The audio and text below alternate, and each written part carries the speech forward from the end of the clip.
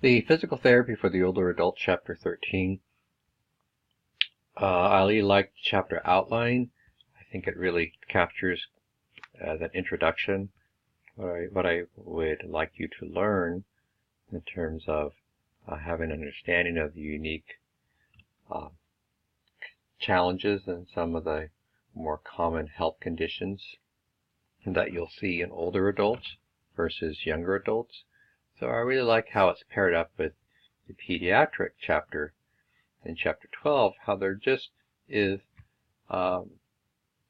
there's some commonality in terms of sensory needs and how the sensory changes, how, in children, the sensory systems become more heightened, whereas with some older adults, some of the sensory systems go through a process of decline where they don't work quite as well. And so there's modifications that need to take place within the living environment of the older adult, which is where physical therapy really, I think, provides a great service for older adults, and making those adaptations and accommodations by having conversations and observing and learning, what are the goals of the older adult and how are these systems changing, whether it be sensory or balance systems, or how some of these balance systems become affected because of other health conditions, such as degenerative joint disease and diabetes, for example.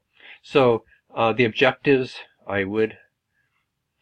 I don't know if it's important to know the different older adult and oldest adult, so I think we can skip that one.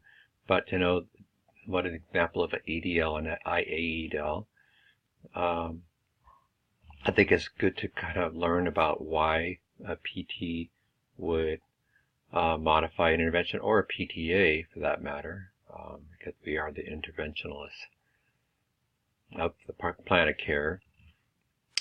To start to learn about static and dynamic balance, I don't want you to have I want you to at least get familiar with those terms,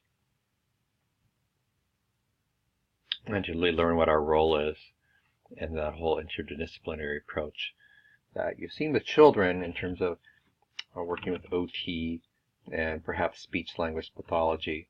And an older adult, it's those same disciplines, depends upon the health condition, of course, but you may also be involved with social workers and specifically advocates for the elderly to develop a good plan for discharge, or to look at how a change of setting and a change of support systems may be needed as the older adult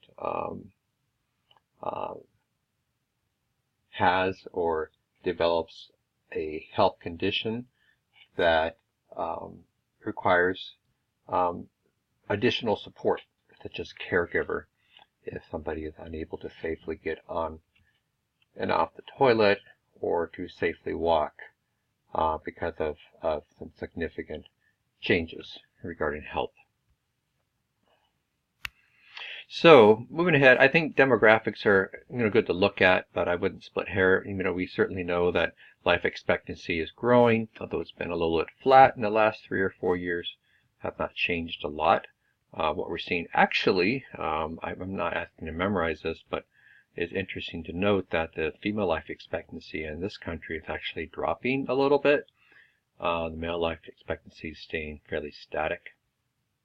I think that's probably a complication of environmental factors, and particularly the problems we've seen related to diabetes and health conditions related to not eating well, or just being more sedentary, which relates to having heart problems. So I think, we work with older adults in all sorts of settings. I think that's important to know that, whether it's home health, assisted living facilities, continuing care, retirement communities, where a person comes into a community and is going to live there for their final, or for the rest of their days. I shouldn't say the final day, sounds very dramatic, but I have a friend that moved into a retirement community age 75, and the health of this individual, he'd probably live to be 90 plus. So I touched on this earlier, but our role is not only to provide the additional support, but also to work on prevention too, by making modifications to the environment, preventing falls, and preventing additional stress on joints too by our exercises and stretches that we implement. So I do think it's important to know the basic definitions of like hypokinesia, sarcopenia, what presbycusis is,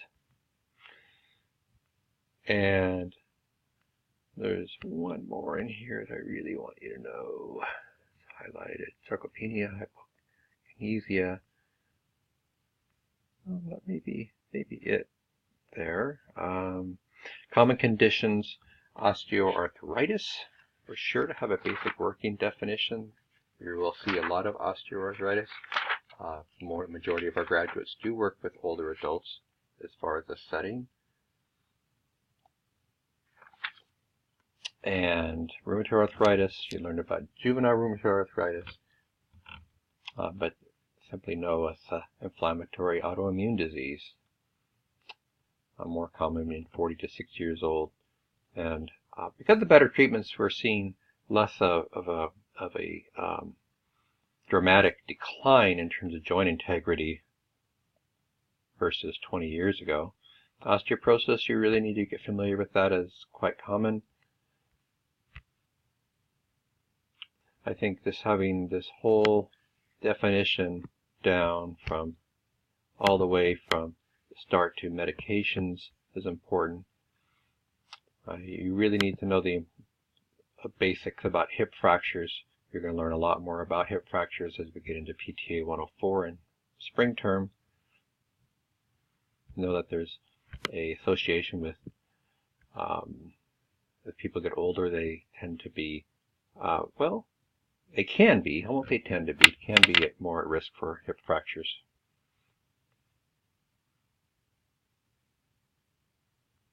This is good to know. This is kind of these intrinsic factors that really are within, and then externally what can cause as a factor towards falling.